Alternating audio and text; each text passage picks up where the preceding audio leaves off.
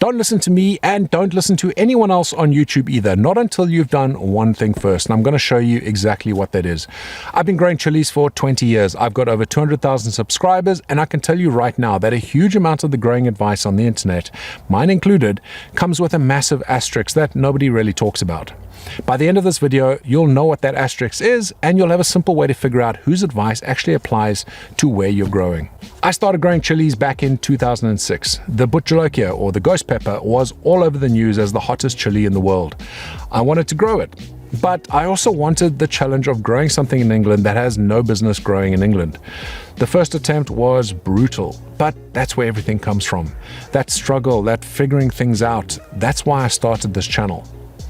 Here's what I've noticed over the years, especially in the comments. People follow a grower. They copy the schedule, the feeding, the timing. They get different results, sometimes worse, sometimes better, and they can't figure out why. The answer is almost always the same thing: climate. Not skill, not effort, not which fertilizer you bought, climate. To understand why, you need to know what a hardiness zone actually is, because this is where the confusion starts. The USDA plant hardiness zone system was first published in 1960. It does one thing. It takes the coldest temperature recorded each winter over a 30-year period, averages those numbers, and assigns a zone. 13 zones. Zone 1 is the coldest, around minus 50 Celsius. Zone 13 never drops below about 18 degrees Celsius. Each zone covers roughly 5.5 degrees, split into A and B subdivisions of about 2.5 degrees each. Zone 8A, which is where I am, means the coldest winter temperature averages between minus 12 and minus 9 Celsius. That's useful if you want to know whether a perennial can survive your winter, but that's all it tells you. Nothing about sunshine, nothing about summer temperatures, nothing about humidity, rainfall, cloud cover, or how long your growing season actually lasts. And here's the thing, chilies are technically perennials. They can live for years in the right conditions, but most of us in temperate climates grow them as annuals, which means hardiness zones were never really designed for how we use them. They exist to tell you whether a plant can survive winter. That's about it.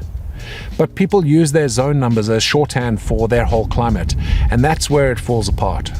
So when someone online says, I'm in zone 8, and you think, me too, I'll do what they do, you might be making a big mistake.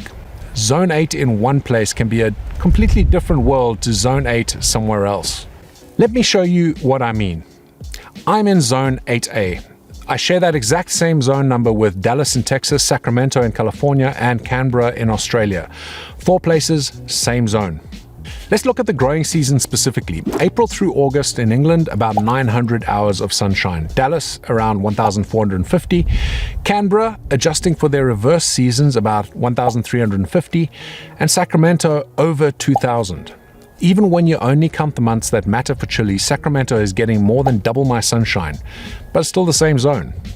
Now you might think that's odd because England's summer days are actually longer than Sacramento's. In June, I'm getting over 16 hours of daylight. That's true, but daylight and sunshine aren't the same thing. What kills us here is cloud cover. Sacramento skies are clear for most of the growing season, over 90% sunshine in June and July. Mine aren't. I can have 16 hours of daylight and 4 hours of actual sun hitting the plants. That's the difference that matters. Temperature is even more telling. During the growing season, my average is about 13 degrees Celsius. Canberra sits at 18, Sacramento at 21, Dallas at 26.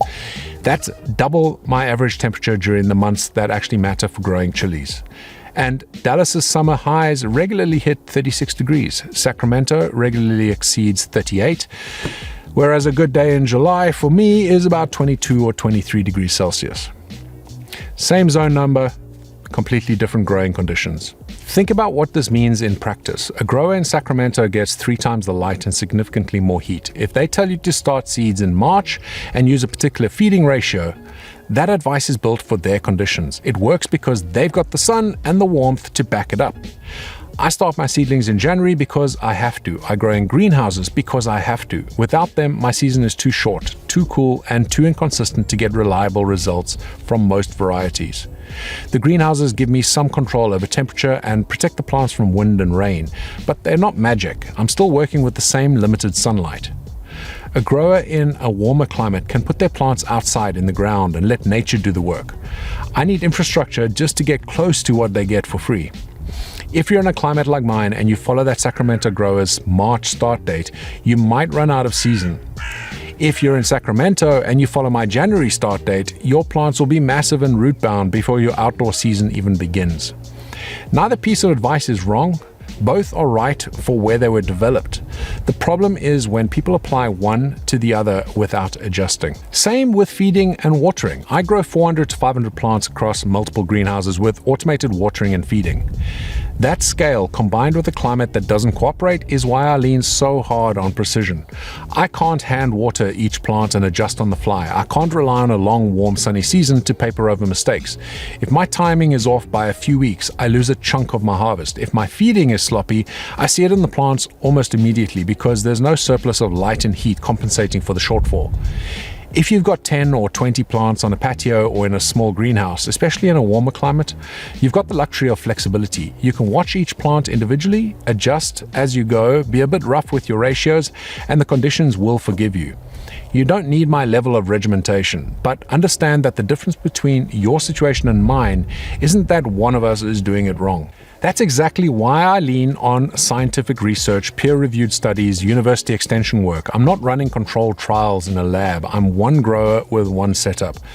But when your margin of error is this thin, I'd rather base my decisions on published research than on guesswork. I need to understand why something works, not just that it worked once for someone somewhere.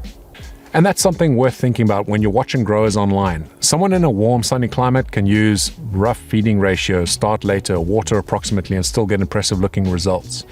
The climate does the heavy lifting. That doesn't mean their method is optimal. It means the conditions are forgiving enough that precision doesn't matter as much. I'm not saying my climate is the hardest to grow in. A grower in the tropics dealing with humidity, disease pressure, and pests I've never seen could make the same argument about their own rigor. Every challenging climate forces you to get precise about something. In mine, it's light, heat, and timing.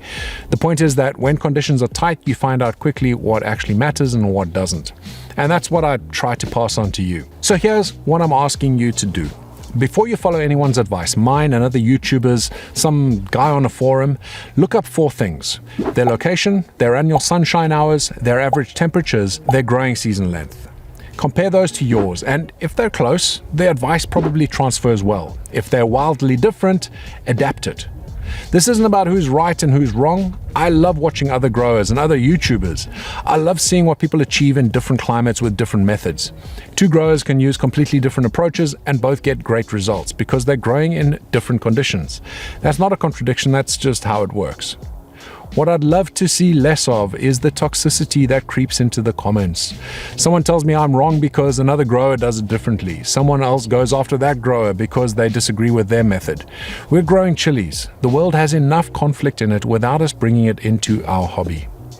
Watch whoever you enjoy watching. Try different methods. Just understand that climate is the variable most people forget to account for. And once you do, a lot of the disagreements disappear. And look, I'm aware of the irony here. I've just spent 10 minutes telling you to think critically about whose advice you follow. And obviously I think my approach has value, or I wouldn't have a channel. I'm biased, every creator is, but I'd rather be upfront about that than pretend otherwise. I'll always be honest with you on this channel. I'll show you the successes and the failures. Take the principles, change the specifics to fit where you are. If this was useful, drop a comment and tell me where you're growing and what zone you're in. I'd love to know. Until the next one, stay spicy.